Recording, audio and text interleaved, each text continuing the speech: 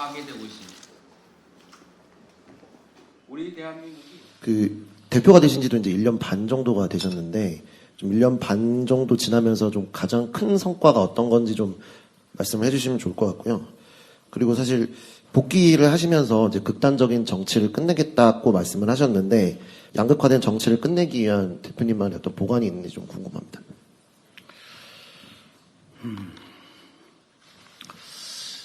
제가 옷을 갈아입을 때마다 거울에 비친 이 목의 흉터가 자꾸 끔찍하게 자꾸 느껴지기도 합니다. 와이셔츠 깃이 없었으면 어떤 결과가 났을까 하는 그런 생각이 자꾸 얼핏 나는 것도 일종의 트라우마일 수 있겠습니다만, 우리 국민들께서 삶의 현장에서 겪는 그 고통과 그 범민에 비하면 뭐 그리 큰 일이겠느냐라고 위안 삼습니다. 관심 가져주신 데, 그리고 도와주신 데 대해서 다시 한번 감사드립니다. 취임, 제가 대표가 돼서 낸 성과가 뭐냐. 그건 뭐 제 자신이 평가하기는 적절치 않은 것 같고, 결국 그게 이번 총선 결과로 드러나지 않겠는가라고 생각합니다. 정치인이 이룬 성과라고 하는 것은 결국 국민들의 삶과 또 국가의 미래를 얼마나 개선했느냐, 또는 퇴행을 얼마나 효율적으로 잘 막아냈느냐라는 것도 아니겠습니까? 그 평가는 결국 국민의 눈높이에서 우리 국민들께서 하시는 것이고, 그것은 결국 선거로 표현될 것으로 생각합니다. 최선을 다하도록 하겠습니다. 대통령의 역할이 중요합니다. 역대 대통령 누구도 개인적으로 감정이 없었겠습니까?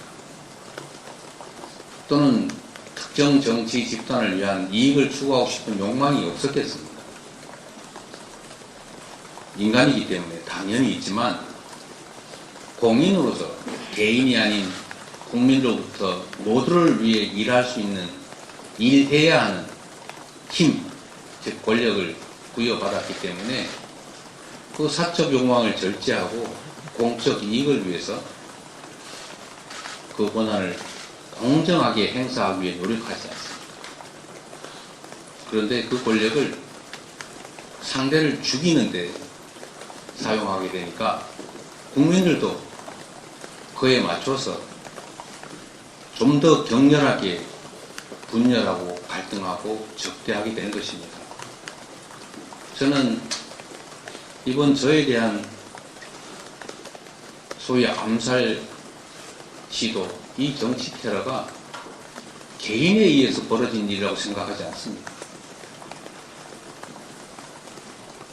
이 정치 테러라고 하는 것은 역사 속에서도 보여지는 것이지만, 사회 전체적인 분위기나 또는 특정 집단들의 일종의 욕망에 따른 결과인 경우가 많았습니다.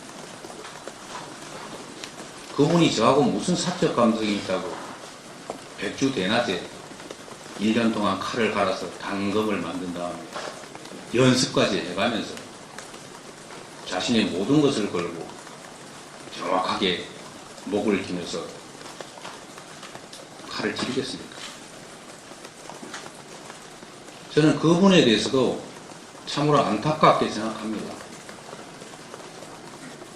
저한테 원한이 있어서 하는 것이라면 다르겠죠. 저는 본 적도 없는 사람입니다. 어떤 인연도 없는 사람이죠. 이게 지금의 현실입니다. 이걸 바꿔야 합니다. 바꾸는 첫 출발점은 통합의 책임을 가진 권력자가 통합의 책임을 다하는 것입니다. 신년 기자회견을 연 이재명 민주당 대표는 대한민국이 민생과 전쟁, 저출생, 민주주의라는 4대 위기에 처했다고 말문을 열었습니다. 집권 이후 정적 죽이기에만 올인하고 권력 투쟁에만 몰두하는 윤석열 대통령이 위기의 원인이라고 지적했습니다. 윤석열 정권의 독단과 무능으로 대한민국이 무너지고 있습니다. 이 대표는 경제와 평화, 민주주의를 죽이는 정치를 끝내야 한다며 신재생에너지 분야 투자와 R&D 예산, 모태펀드 확대와 남북 한라인 복원 등을 촉구하는 한편 인구위기 극복을 위한 출생 기본소득 도입을 제안했습니다. 이번 총선은 대한민국이 잃어버린 비전을 되찾는 날입니다. 무너져가는 대한민국을 바로 세우는 마지막 기회입니다.